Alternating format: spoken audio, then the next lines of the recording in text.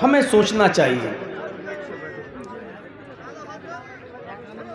कि हमें जो मज़हब मिला है, जो दीन हमें मिला है, ये दुनिया के दीनों में सबसे बेहतर दीन है, सबसे अच्छा दीन है। लेकिन इस दीन के पैरोकार और इस दीन पर अमल करने वाले कैसे? आपको एक साइंटिस्ट का वो मकूला याद होगा। बहुत बड़ा साइंटिस्ट था। उसने दुनिया की तमाम मज़ाहिबी किताबों को, तमाम मज़हबी किताबों को पढ़ा। उसने हिंदू धर्म को पढ़ा, उसने जैन धर्म को पढ़ा, उसने सिखों को पढ़ा, उसने यहूदियत को पढ़ा, उसने ईसाइयत को पढ़ा, उसने इस्लाम को पढ़ा। और फिर उसने ये देखा कि मैंने सारे मज़ाहिब को पढ़ने के बाद, हर धर्म को पढ़ने के बाद, अब ये देखें कि अपने मज़हब पर सबसे ज़्यादा चलने वाला कौन है। तो जब उसने दुनिया का दौरा किया, बड़े बड़े मुल्कों का दौरा किया, और दौरा करने के बाद अपनी कसौटी पर जब परखा, तो जानते हो उसने क्या कहा?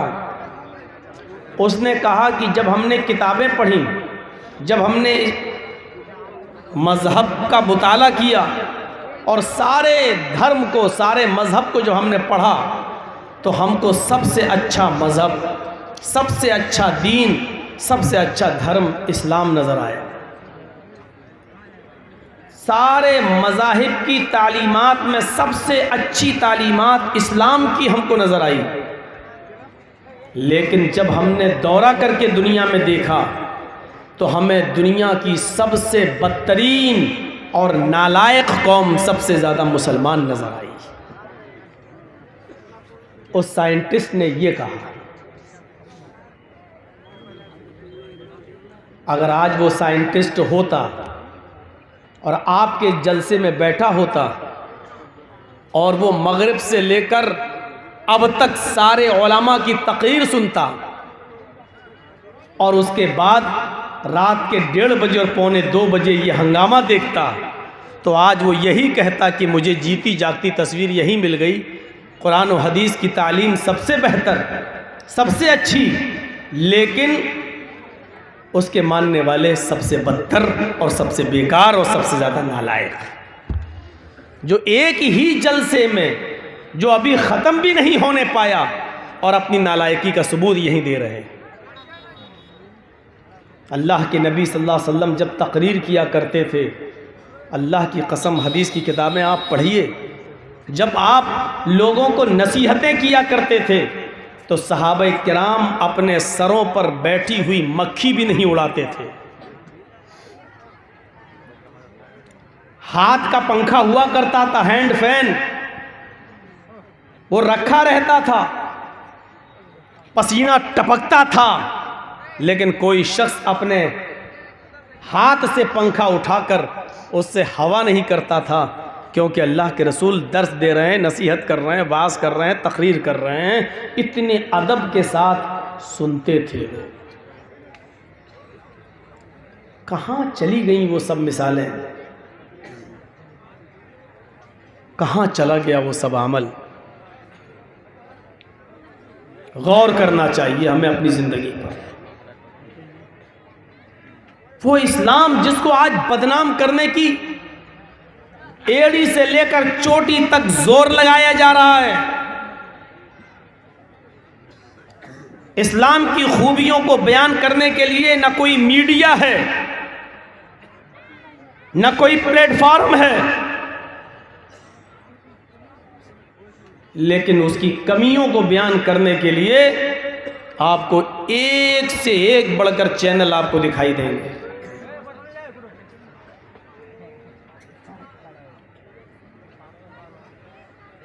क्यों? हम दूसरों से ये शिकायत करते हैं कि वो देखो इस्लाम के बारे में ऐसा बोल रहा है, ऐसा बोल रहा है, ऐसा बोल रहा है, लेकिन हम अपने मुआशरे का जायज़ा नहीं लेते, हमारे समाज में क्या हो रहा है। हमें इस बात पर गौर करना पड़ेगा, समाज को बैठना पड़ेगा और सोचना पड़ेगा हमें इस बात पर। अभी अल्लाह के नबी सल्लल्लाहु अलैहि वसल्लम का ज़माना होता तो अभी क्लास ले ली गई होती, मशवरे होने लगते, सजाएं मुतय्यन कर दी जाती, लेकिन हमारे यहाँ इन चीज़ों को मामूली समझा जाता है। वो इस्लाम जिससे गैर मुस्लिमों को फ़ायदा पहुंच रहा हो, आज हम उससे फ़ायदा नहीं उठा पा रहे हैं। वो इस्लाम जो अमेरिका में तेज़ी के साथ लोग उसको पढ़ रहे हैं और इस्लाम कबूल करते जा रहे हैं, अमेरिका परेशान है कि हम इस्लाम के ख़िलाफ़ जितनी साजिशें करते हैं वो सब नाकाम हो जाती हैं, और ख़ुद अमेरिका अपने ही बस्ती में, अपने ही इलाके में इस्लाम को बढ़ने से नहीं रोक पा रहा है। डेली सैकड़ों की तादाद में लोग इस्लाम कबूल कर रहे हैं। क्यों कर रहे हैं? वहां के मुसलमान इस्लाम का तारुफ गैरों में करा रहे हैं, कुरान के तर्जमे बांट रहे हैं, वाज़ो तबलीग में लगे हुए हैं, अपना करैक्टर, अपना अखलाक, अपना स्वभाव अमेरिका वालों के सामने पेश कर रहे हैं। उनको लगता है कि मीडिया जो तस्वीर दिखा रही है वो गलत है, असल इस्लाम ये है जो ये मुसलमान पेश कर रहे हैं। हम क्या पेश कर रहे हैं दुनिया वालों के सामने? हमारा करैक्टर और हमारा अखलाक देखकर कौन आदमी हमारे करीब होगा, कौन हमसे जुड़ेगा? जिस मदरसे के लिए आप जलसा करा रहे हैं, उस मदरसे को हम ताउन दे रहे हैं और ये उम्मीद रखते हैं कि इस मदरसे से जो बच्चे पढ़कर आलिम बनकर निकलेंगे वो बुराइयों पर कदगन लगाएंगे, रोक लगाएंगे और इस्लाम की दावत व तबलीग में एक अहम रोल अदा करेंगे। हम जिन तलबा से ये उम्मीद लगाए बैठे हैं, उन्हीं इस्लामी तलबा के सामने, उन्हीं पढ़ने वाले बच्चों के सामने आप अपना रवैया ये दिखाएंगे तो कौन सा शख्स इस्लाम से मुतासिर होगा? आप हमें ये बताइए। जिस इस्लाम के बारे में कुरान कहता है इन्ना दीना इंदल्लाहिल इस्लाम, अल्लाह के नज़दीक पसंदीदा मज़हब इस्लाम है। क्या ये इस्लाम जो हम पेश कर रहे हैं? और जिस दीन के बारे में अल्लाह ने कहा था अल-यौमा अकमलतु लकुम दीनकुम व अतममतु अलैकुम निअमती व रदीतु लकुमुल इस्लाम दीना, आज मैंने तुम्हारे लिए तुम्हारे दीन को कंप्लीट कर दिया, तुम्हारे लिए तुम्हारे दीन को मुकम्मल कर दिया। व अतममतु अलैकुम निअमती, और अपनी नेमतों का इत्माम कर दिया, अपनी नेमतें हमने पूरी कर दी। व रज़ीतु लकुमुल इस्लाम दीना, और अल्लाह ने कहा था मैं तुम्हारे इस दीन इस्लाम से मैं राज़ी हो गया, तुम्हारे इस दीन इस्लाम से मैं खुश हो गया, इस दीन को मैंने पसंद कर लिया। अब आप बताइए, क्या वो यही दीन था जिसको अल्लाह ने पसंद किया था? हमें उस दीन को समझना होगा जिसको अल्लाह ने पसंद किया है और जिसको सबसे अच्छा दीन कहा है, और जो दीन आदम अलैहिस्सलातु वस्सलाम से लेकर मुहम्मदुर रसूलुल्लाह सल्लल्लाहु अलैहि वसल्लम तक लेकर आए, और वो दीन जिसका चर्चा दूसरे मज़ाहिब के अंदर भी मौजूद हो, जिस दीन को हम मानते हैं कि नबी अकरम सल्लल्लाहु अलैहि वसल्लम के हाथों पूरा हुआ, और जिस नबी का जिक्र दूसरी मजहबी किताबों में मौजूद हो, उस नबी की तालीमात पर हम कितना अमल कर रहे हैं? नाम के साथ जिस नबी का जिक्र आया हो और उसकी तालीमात को ग्रहण करना, उसकी तालीमात को अपनाने का हुक्म गैरों ने दिया हो। वेदाहमित पुरुष महानिमादित्यो वरुण तपस प्रस्तात् यन्याय। अहमद एक महान पुरुष बनकर आएगा। वेद अहमद पुरुष, अहमद एक महान पुरुष बनकर जन्म लेगा, अंतिम ऋषि होगा, कल की अवतार होगा, आखिरी पैगंबर होगा। वरुण तपसा, ईश्वर का, अल्लाह का बहुत ही ज़्यादा नाम लेने वाला होगा, ईश्वर का बहुत बड़ा पुजारी होगा, अल्लाह की बहुत ज़्यादा भक्ति और इबादत करने वाला होगा। प्रस्ताद, ईश्वर की तरफ से जो वो शिक्षा लेकर आएगा, जो तालीम लेकर आएगा, उसी को तुम ग्रहण कर लेना, उसी को तुम मान लेना। उस अहमद की तालीम पर, उसकी शिक्षा पर तुम चलना, उसी के नक्शे कदम पर तुम चलना, उसी को फॉलो करना। तुम्हारी नजात अहमद के रास्ते में ही है, अहमद की तालीम पर अमल करने से ही तुम्हारी नजात है। यन्याय, स्वर्ग में जाने के लिए, जन्नत में जाने के लिए अहमद के रास्ते के अलावा कोई दूसरा रास्ता नहीं है। अहमद के तरीक़े के अलावा कोई दूसरा तरीक़ा नहीं है, अहमद के रास्ते के अलावा कोई दूसरा रास्ता नहीं है। अगर जन्नत में जाना चाहते हो, स्वर्ग में जाना चाहते हो, पैराडाइज में जाना चाहते हो, अगर तुम्हें जन्नत की तलब है और जन्नत की ख्वाहिश है, जन्नत की तमन्ना है, तो तुम्हें अहमद के यानी मोहम्मद के रास्ते पे चलना पड़ेगा। जिसको हिंदू धर्म की किताबें ये कह रही हो और जिसको स्वीकार किया हो, और आज हम मुसलमान होकर ही मोहम्मद रसूलुल्लाह के रास्ते को हम अपनाने के लिए तैयार नहीं। कितनी नाफरमानियां हम कर जाते हैं, कितने बड़े बड़े गुनाह हम कर जाते हैं, हमें इस बात का एहसास भी नहीं है। एक शख्स खाना खा रहा है, पढ़िए मुस्लिम शरीफ की हदीस, एक शख्स खाना खा रहा है और वो बाएं हाथ से खाना खा रहा है। अल्लाह के नबी सल्लल्लाहु अलैहि वसल्लम ने उसको उल्टे हाथ से, बाएं हाथ से खाना खाते हुए देखा तो उससे फरमाया, कुल भी यमीनिक, अपने दाहिने हाथ से खाना खाओ। उसने आज़ुर हुए तकब्बुर, उसने तकब्बुर भरे लहजे में कहा, आए मोहम्मद, मैं बाएं हाथ से खाऊंगा, दाहिने हाथ में मेरे खाने की ताकत नहीं है। मैंने मतलब उसका ये था कि मैं उल्टे हाथ से खाऊं, आपका क्या जा रहा है, दोनों हाथ मेरे हैं, मैं उल्टे ही हाथ से, बाएं हाथ से खाना खाऊंगा, आपको क्या है। अल्लाह के नबी ने फरमाया, उसकी इस तकब्बुराना जुमले को देखा तो अल्लाह के नबी ने कहा, अल्लाह करे कि तेरा दाहिना हाथ खाने के लायक ना रहे। उस दिन की तारीख से आखिरी दम तक, लास्ट डे तक, उसके मरने के दम तक वो दाहिने हाथ से कोई काम करने के लायक नहीं रहा। इतनी सी बात उसने कह दी थी कि दोनों हाथ मेरे हैं, मैं दाहिने हाथ से नहीं खाता, बाएं हाथ से खाता हूँ, आपका क्या जा रहा है। नबी अकरम ने कहा, तुझे इस तकब्बुर की सज़ा मिलनी चाहिए, इस घमंड की सज़ा मिलनी चाहिए। उसने नबी की इतनी सी नाफरमानी की, फिर ज़िंदगी भर उसका दाहिना हाथ उठ नहीं सका। खाना तो छोड़ो, फिर ज़िंदगी का कोई अच्छा से अच्छा या बुरा से बुरा कोई काम वो अपने दाहिने हाथ से, सीधे हाथ से न कर सका, उसके लायक नहीं रहा। हम तो दिन भर में पता नहीं मोहम्मद रसूलुल्लाह की कितनी नाफरमानियां कर देते हैं। हम रसूलुल्लाह की तालीमात को अपने पैरों से कुचल रहे हैं, हम इस्लाम की शिक्षा और इस्लाम की तालीमात पर अमल नहीं कर रहे हैं। हमें डरना चाहिए कि कहीं अल्लाह की तरफ से हमारे ऊपर कोई खतरनाक अज़ाब ना आ जाए। हम